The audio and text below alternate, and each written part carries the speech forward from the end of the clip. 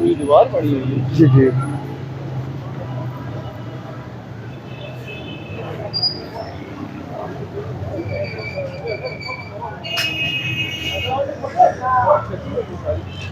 इसका तो लगा ये है।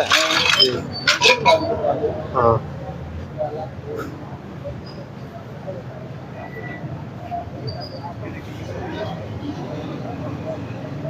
ये भाट साहब ये 4 दुकानें हैं ना, 4 दुकानें हैं, इनके मुतल्लिक एसी साहब को लिखें कि या तो इनको सील कराएं या इनको खत्म कराएं। आप डिस्ट्रिक्ट गवर्नमेंट के इन 4 दुकानों का नाम नोट करें और इनके मुतल्लिक उनका लिख के बता दें कि ये अपना सामान उठा लें यहाँ से। इसमें पता है आप दुकान नहीं लगा सकते, ये आपकी दुकान गलत लगी हुई है। नहीं वो कोई मसला नहीं है, आप उधर उनको जस्टिफाई कर दे, कोई मसला नहीं, लेकिन यहाँ पे सामान आपका नहीं लगा कि ये आपका गलत लगा हुआ है। इसकी वीडियो बना ले एक प्रॉपर। गुजर गए लोगों की, तो इधर दुकानें लगा के सारा रास्ता बंद किया हुआ है।